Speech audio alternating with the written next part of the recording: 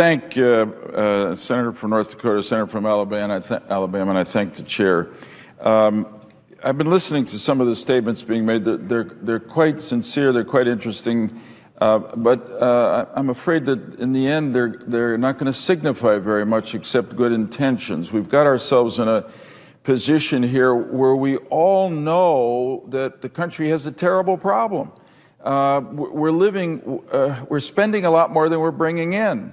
And the simplest way to explain it is that last time I looked, I think I'm still close on this, revenues of the federal government are about 15 or 16% of gross domestic product. Spending of the federal government is about 25% of gross domestic product.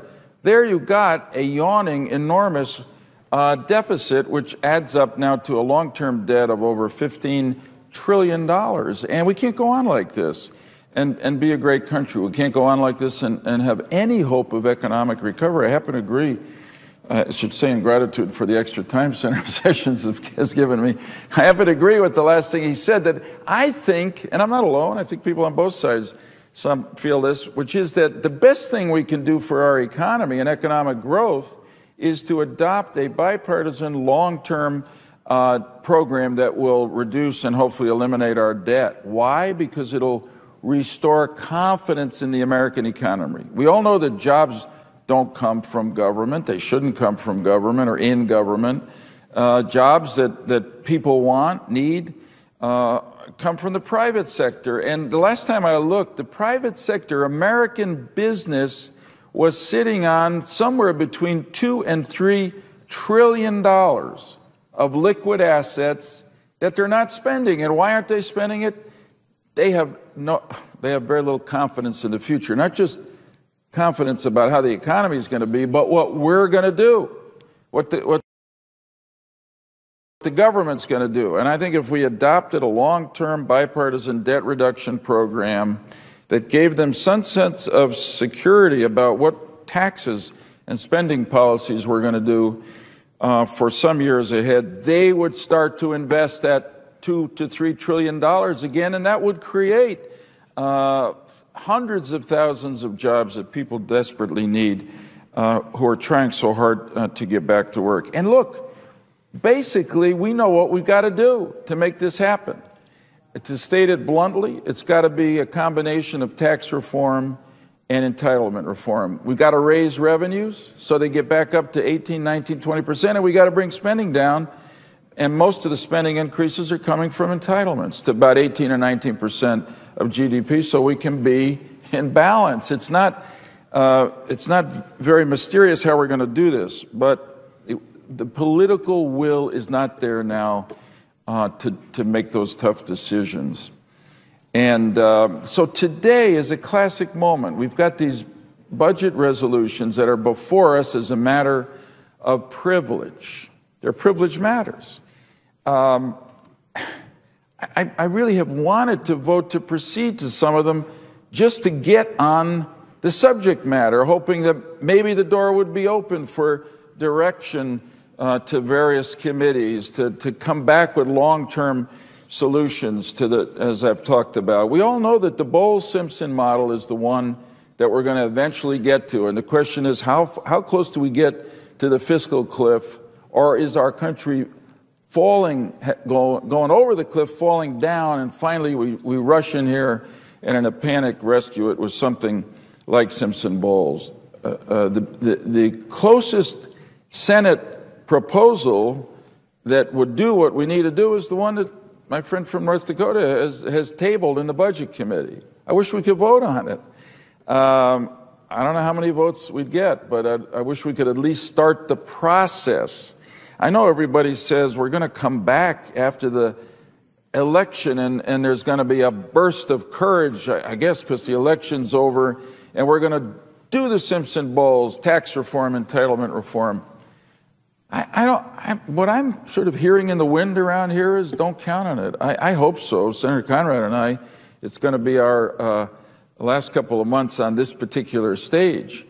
And there's nothing I know he would like more to be part of, and I know I could tell you nothing I'd like more to be part of than doing a bipartisan long-term debt reduction program. But I'm fearful that it's asking an awful lot of this system in a short period of time, and the tendency will be to protect us from falling off the cliff by extending everything that's going to expire at the end of the year, stopping the sequestering, stopping the end of the Bush tax cuts. I hope I'm wrong, and I know there are some bipartisan groups I've been part of that are working to get ready for that point, and that's important work because it just can't spring out of nowhere. But our country's future is at stake, the future of the greatest economy in the history of the world. And because of our irresponsibility is the only thing I can say. And we've all been part of it. I take blame for part of it.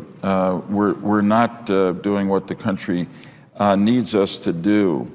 So I'm going to vote against the motions to proceed because each of the proposals before us doesn't really achieve anything near what we need to do in terms of a balance: entitlement reform, tax reform.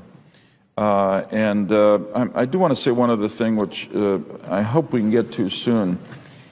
To say the obvious, but sometimes it's important to say it, the existing budget process has broken down. It doesn't work. It's not related to the reality of the economic or political times that we're in. So that the budget process, it doesn't work. And let me cite a couple of statistics. Not since early in 2009 has the Congress managed to actually pass a real annual budget resolution. I know the Budget Control Act does some of the things a budget resolution would do, but not all of them. It doesn't do what the budget reform of '74 called on us to do. Listen to this. Only 4 times in the last 35 years, 4 times in 35 years, have the appropriations bills been completed prior to the beginning of a new fiscal year. I mean, what business, well, what other government entity could operate like that? 1996 was the last time Congress successfully passed all the appropriations bills prior to the beginning of a new fiscal year, and we know it because we've been here over and over again. Congress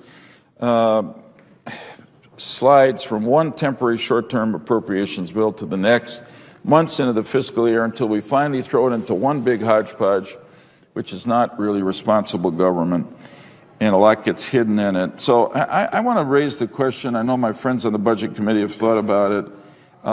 Really, we ought to, do I sense that my time is over? Last sentence. I wonder whether we need a commission to take a look in a short period of time, 6 months, at the budget process we're following now and make recommendations for a new process that will work. Maybe it's just a lack of political will and an inability to take on these tough issues now, but maybe it is the process, and maybe that's something sooner than later we can work together on. I thank Senator Conrad, I thank Senator Sessions for allowing me to speak as long